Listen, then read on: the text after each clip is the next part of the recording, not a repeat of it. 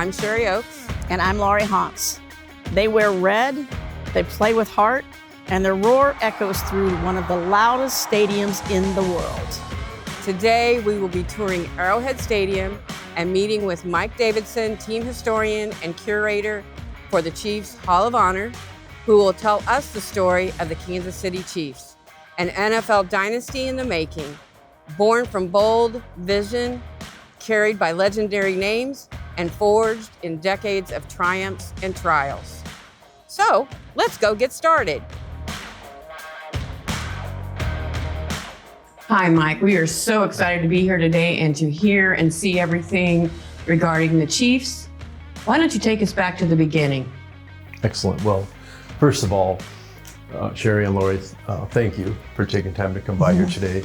On behalf of the Hunt family, our late founder, Lamar Hunt, and his late wife, Norma, and the 4 children, Lamar Jr., Sharon, Clark, and Daniel, on behalf of them, welcome to Arrowhead Stadium. Mr. Hunt used to refer to this as his favorite place on earth. So let's start with the beginning and how this franchise began. Awesome. Lamar Hunt, raised in Dallas, Texas, grew up a sports fan, did go to SMU where he was on the football team. He did graduate with a degree in geology, but after his graduation and working with his father in his father's oil industry, he wanted to own a professional sport team. He was thinking about Major League Baseball when he watched the 1958 NFL championship game between the Baltimore Colts and the New York Giants. After watching that football game, he said, I'd like to own an NFL franchise. There were only 12 at that time, okay? What happened was he called up the NFL to see if they would expand. They weren't interested in expanding. They did tell him the Chicago Cardinals might be for sale. So Lamar flew down to Miami, Florida to meet with the ownership of the Chicago Cardinals, tried to work out a deal to buy that franchise, couldn't work out a deal. So he gets back on his American Airlines flight in Miami to head back to Dallas when a light bulb went off in his head. So he borrowed stationery on that American Airlines flight, started jotting down notes because he had this idea, I think I'm gonna have to start a new football league. He got back to Dallas and he found 7 other owners. And in 1959, they all gathered. And in 1960, they launched a new football league called the American Football League, or the AFL. Today, that's known as the AFC. Lamar's franchise was actually in Dallas. They were called the Dallas Texans. But what happened was the NFL did expand right after telling Lamar they weren't going to expand. They added 2 teams. They actually took the Minnesota Vikings away from Lamar and they joined the NFL. The Oakland Raiders actually took their place. But the NFL added a 2nd team in 1960 and put them in Dallas. And that was competition now for the Dallas Texans, Lamar's AFL Dallas Texans and the Dallas Cowboys in the NFL. What happened was Dallas wasn't supporting either team, so Lamar was going to have to pick up his franchise and relocate his franchise in Dallas. He looked at New Orleans, he looked at Miami, he looked at Atlanta when he settled on moving to Kansas City. For 9 years, they played down at Municipal Stadium. I remember. I watched it. Steve Carter put this model together. It's to scale. He has donated it to our museum that we have here that we call the Hall of Honor. We have other things here from Lamar. We have documents. The very first page of the very first meeting, organizational meeting of the AFL. We have another document a few months later asking for a team name and color. Also $150,000 that each team had to pony up to join the AFL. Lamar was very interested in both the NFL and the AFL only for the fact that if we could get these 2 leagues to merge, and because it was competition for both, they were competing for players and fans' interest and all. And what happened was Lamar and several others got together and in April of 1966, and they to talk about a merger, bringing the AFL and the NFL to come together. 3 months later, on June 8, 1966, they did announce a merger. And it was kind of interesting because they were talking about what they were going to do, play after this 1966 season. They were going to play an AFL, NFL World Championship game. And as they were sitting there talking about this at this meeting with the other owners in July 1966, they weren't sure what they were going to call this game.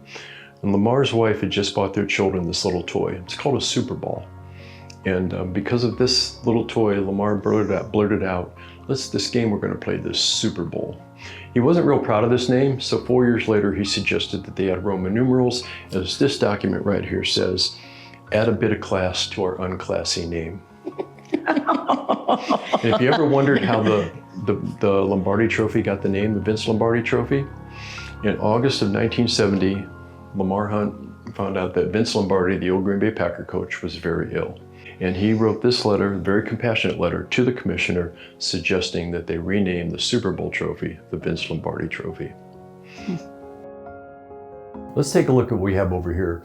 Lamar Hunt was very proud of these other owners that joined him with this new football league called the American Football League, or the AFL.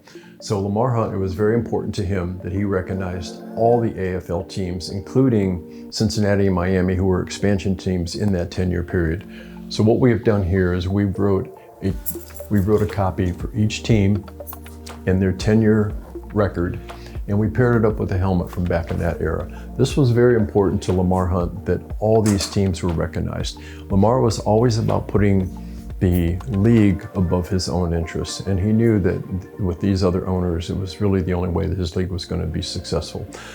What happened was, though, this league only lasted 10 years. They announced the merger of the AFL and the NFL in 1966. That merger wouldn't start till 4 years later in 1970.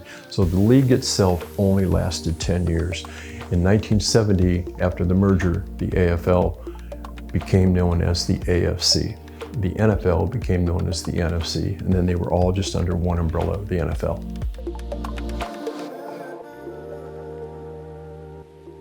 Let's take a walk through the Hall of Fame here. Okay. We have our Hall of Honor. This is our museum space, and we'll start here with the origins in Dallas. And as you go through this section and keep going down to the other entrance down there, it's a self-guided tour that will tell you about this franchise and how the franchise started and how we ended up in Kansas City. A couple things to point out right here. This is Chris Burford, 1961 exhibition game check for $48.51. Wow. That was what he was paid to play that. We have Abner Haynes' jersey from the Dallas Texans. We also tell the history of the American Football League right here. And if you just touch on this touchscreen, this will tell you all about the league and its 10-year history. Over here, this was the rivalry. Folks, this was really big. The AFL and the NFL, they were competing for players. There was 2 separate college drafts. We have up here, we have Fred Urbanus's Western Union Telegram. That's how they were found out they were being drafted. On the left side, we have Chris Burford's Western Union Telegram from the San Francisco 49ers.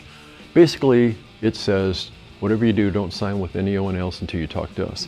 Right next to it is the Dallas Texans, who were us, and their Western Union Telegram to Fred Urbanus saying, Fred, whatever you do, don't sign with anyone else till you talk to us. So there was a lot of competition between the 2 leagues, and that was where Lamar and several others recognized if you could bring these 2 leagues to come together and merge, they would all be better off with one football league. Mm-hmm. The New York Jets, for their first 3 years, they were actually called the Titans of New York. They had an ownership change in 1963, and with that ownership change, they changed their colors, they changed their logos, and that was actually the helmet and the logo that they used in 1963. You can see the players on their bench behind there with that helmet. Let me show you what we have over here. Our inductees in the Pro Football Hall of Fame in Canton, Ohio, we have them honored over here. We have taken an excerpt from each one of either their introductory speech or their enshrinement speech. We took a small little excerpt and put it on there that we saw. This shadow box is honoring Derek Thomas and his father, Captain Robert Thomas. Derek is a Pro Football Hall of Fame linebacker for us. His father was a captain in the Air Force. Derek was 5 years old.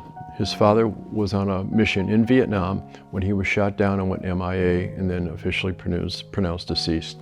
So in December 2022 was the 50th anniversary of his father, Captain Robert Thomas, being shot down. Over here we have Derek. Unfortunately, Derek lost his life in 2000 to complications from a car accident. So in December of 2022, the 50th anniversary of his father being shot down, the shadow box was put together. There's the aircraft his father was flying. There's the charcoal rub of his father's name at the Vietnam Memorial in Vietnam.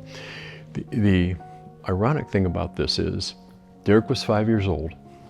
He's a Pro Football Hall of Fame linebacker. His father, Captain Robert Thomas, was shot down in Vietnam. The mission his father was flying was called Operation Linebacker. Wow, that's pretty There you cool. go. Wow. History in the making. Yes, history in the making. So over here we have our championship section. In 1966, Super Bowl I, the Kansas City Chiefs played the Green Bay Packers. We have over here a $10 game ticket to go to the very first Super Bowl with the flip card. This trophy that you see right here, this is the American Football League Traveling Trophy. This was passed on each year to the team that won the AFL. They got their name engraved in the shield that you see there, and then the next year it went on to the next team. It was just passed around each year to the team that won the AFL. Lamar's Kansas City Chiefs, in the 10th and final year of the AFL, won the AFL. So this has stayed with the Hunt family the entire time. To get to the first Super Bowl, they had to go to Buffalo and beat the Buffalo Bills. We have the 1966 AFL Championship trophy, as well as their 1966 AFL Championship ring. Over here we have our 4 Lombardi trophies: Super Bowl 4, Super Bowl 54, Super Bowl 57, and Super Bowl 58. What's unique about Super Bowl 4, this was the 10th and final year of the American Football League. Lamar Hunt's Kansas City Chiefs played the Minnesota Vikings. Now remember, Minnesota Vikings, one of Lamar's original AFL teams, and they bailed out on him. So the very last game being played as an AFL franchise, Lamar's Kansas City Chiefs played the Minnesota Vikings. Here's what's unique about this trophy. This has the AFL logo and the NFL logo. There's only 3 teams that have a Super Bowl trophy that looks like this. The Green Bay Packers have Super Bowl 1 and Super Bowl 2. The New York Jets have Super Bowl 3. And Lamar Hunt's franchise has Super Bowl 4. After this Super Bowl, it became the AFC and the NFC, where it was then renamed the Vince Lombardi Trophy. And we also have our championship rings from Super Bowl 4, Super Bowl 57, Super Bowl 58, and Super Bowl 59. We have several artifacts here from each one of the Super Bowls. Come over here, we have Super Bowl 54, a game ball, flip card, a helmet of Frank Clark's. And to get to Super Bowl 4, the Kansas City Chiefs, this is the championship trophy from 1969.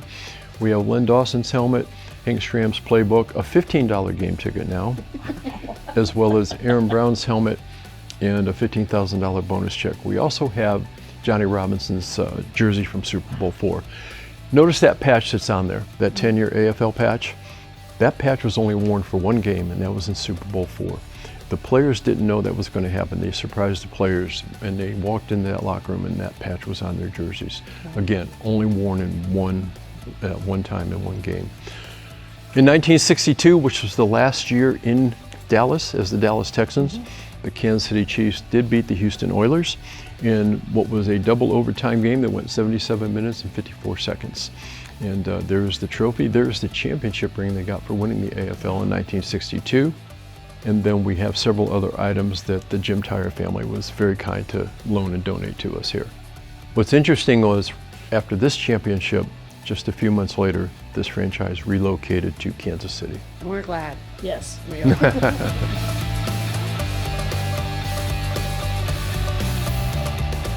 Over here, we have our Chiefs inductees that are in our Kansas City Chiefs Hall of Fame. They all have a bust, as you see. Then we'll come over here. We actually have a touch screen. We tell a little story about our Hall of Honor. And now each one of our inductees in the Chiefs Hall of Fame are listed here alphabetically. So we can take someone, let's take Will Shields, for instance. And Will Shields, Pro Football Hall of Fame offensive lineman for us. We'll touch on Will. Here's his bust. We tell a little story about him with his career history and highlights. And now we load photos and videos on Will. And you can do that with each one of our Chiefs Hall of Famers. So let's step over here, and we have several things to show you. One, every game that we have played in our franchise history, we have on this touchscreen. So we're going to go all the way back to 1960. The very first game this franchise ever played, Game 1, the Dallas Texans, who were us, went out and played the Chargers. In 1960, the LA Chargers, they weren't in San Diego yet. They didn't go to San Diego until 1962. We have the score, where it was played, the attendance, helmets from that era. Now, if you touch on each one of these, we'll give you the box score and who scored as they go through this. Wow. Every game that we have played in our history is on here, but we have some games that stood out. So if you click here, it's called the standout game. And we'll go to the very first one in 1961. The Texans went to Boston to play the Patriots. The Patriots played their games on Boston University Field, where, believe it or not, they didn't have fences around the field, so fans could just gather right along the sideline. And a fan sneaks out on the field and plays linebacker with the Patriots and actually knocks the pass down. Oh my gosh. The Texans, yeah. The officials didn't call it, and the game was over. In addition to every game that we have, we also have every player. So we touch on this touchscreen, we have listed every player that has been on our regular season roster.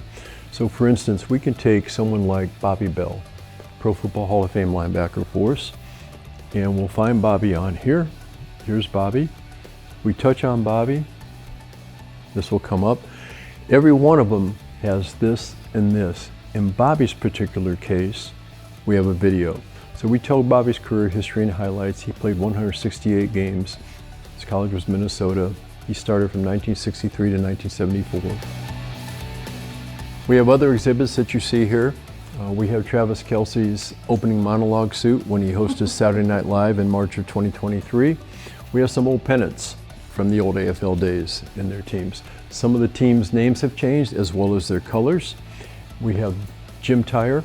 The Tyre family was very, very kind to loan us these items. This is Jim Tyre's 1971 AFC Pro Bowl jersey. Lamar Hunt, he was such a visionary, and his American Football League, he had a 2-point conversion in 1960, and it took him until 1994 to get the NFL to adopt a two-point conversion. He had a Thursday night Thanksgiving game in the AFL.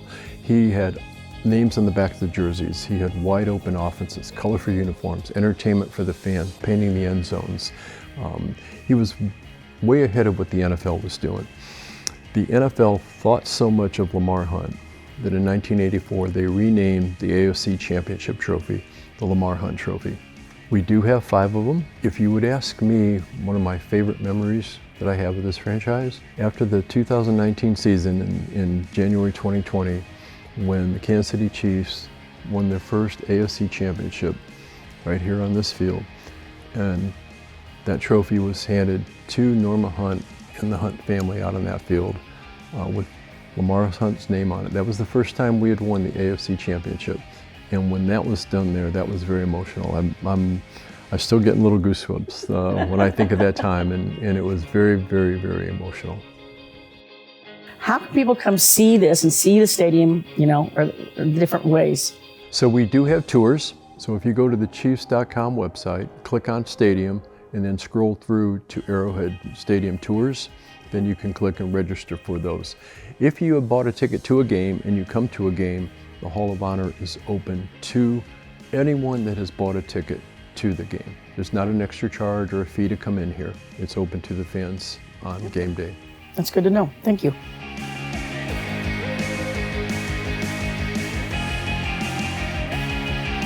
Mike, thank you so much. This has been so interesting, and did not realize just how big this has grown and how informative it is. We really thank you. Yes, we do. Thank you very much for taking the time.